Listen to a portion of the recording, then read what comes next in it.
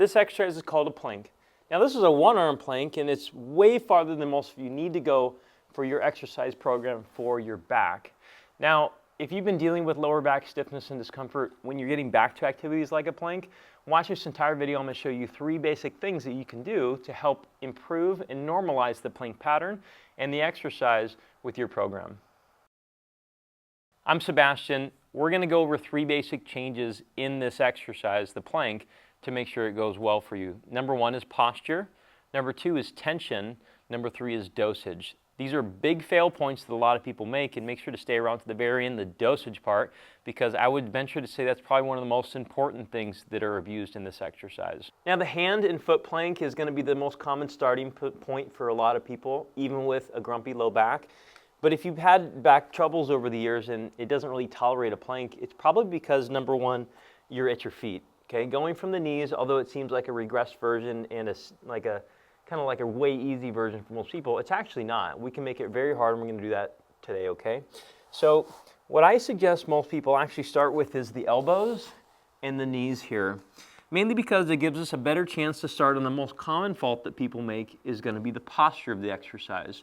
Notice in this position that I have like a sagging in my low back. Some people, low backs don't tolerate this position because there's a little bit of pressure on the back side of the spine. What we can do here is we can actually see if we can dent the floor with your pubic bone. The pubic bone is right into here. And you're going to notice that when I do that, it actually kind of straightens my spine, okay?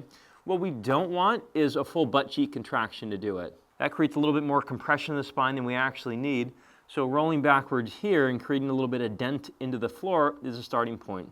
Again, on the floor is best because I can actually contact the floor with my pubic bone versus being up and suspended from the knees and hands, okay? Now from here, we're going to make this into a plank from the elbows and knees. And notice that the position of my spine really doesn't change, and then create a little bit of room for like a child to crawl underneath you. And then back down. We're going to hold this for about 5 to 10 seconds.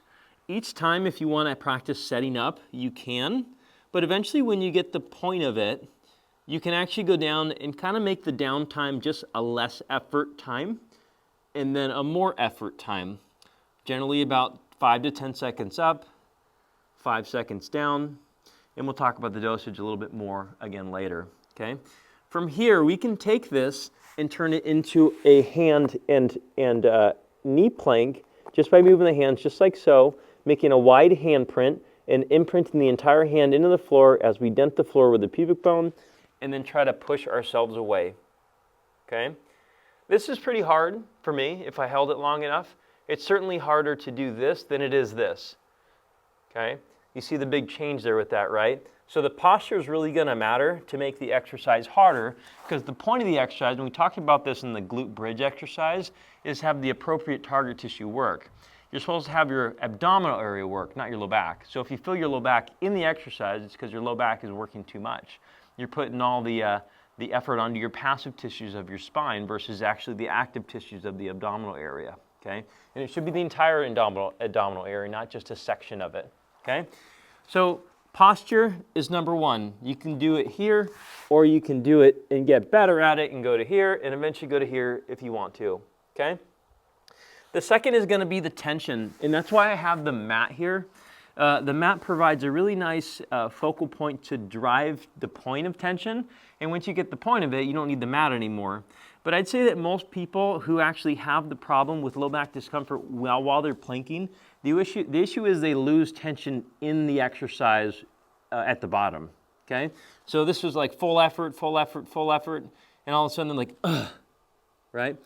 Now, if we change our focus at tensioning into the mat here, like I'm physically trying to slide the mat across the room, but I'm stuck to it, okay? I got my posture, dent the pubic floor into the floor, pubic bone into the floor, and I'm trying to push this away. Now my knees aren't really stuck to the floor down there because I have a slipperier floor or carpet, but I'm trying to push this. As you see, I'm kind of moving, right? And so that if I keep that, even when I'm coming down, man, that's the hardest ab work you've ever done in your life. Like, you guys will completely forget about doing sit-ups and crunches and V-ups and stuff like that, okay? Now, if you want to make this into the hand version, you can. So it's going to be dent the floor, push the mat away, and try to hold it away from you. It's almost like it's trying to come towards you, but you're keeping it away, okay? And you keep it away as you start to come down, okay? You can do that from the feet as well. The last thing we have is going to be dosage. Now, dosage is going to come in the form of time under tension, break period, and also perceived effort, okay? I'm going to use the elbow version just as a reference because it's easy for me to talk in this position. So I'm going to go for about 5 to 10 seconds, creating tension. If you do hard tension, it's going to be hard to hold this for a long time anyways. And you keep the tension, you're down within 5 to 10 seconds. 5, 4, 3, 2, 1, and then you're back up again, creating tension, making sure you're breathing. 5 to 10 seconds, and all the way down. 5, 4, 3, 2, 1 at the bottom, and then return again. Okay. You're probably wondering how many times am I going to do this?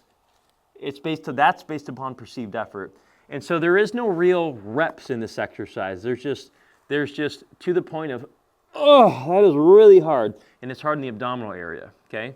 That's how you know you absolutely smoke the abdominal area here, and that's how you know you're done with one set.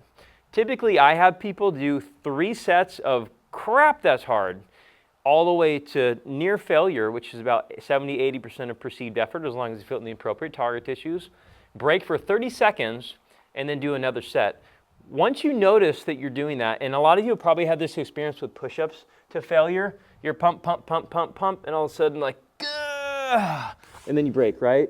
And then you wait about a minute or so, in this case, right? And then you do more, and then you realize you can't do the same amount anymore. That's because it's based upon perceived effort. The reps don't matter. And the reason why this is helpful is because if we're trying to improve core stiffness, and we are, okay, a lot of people who are dealing with chronic back discomfort, grumpy low backs, and stuff of that nature, have poor core stability and poor core tension, okay? When their core is tenser and a little stiffer, it actually helps out with creating like moments where there's not kind of like a ripping effect.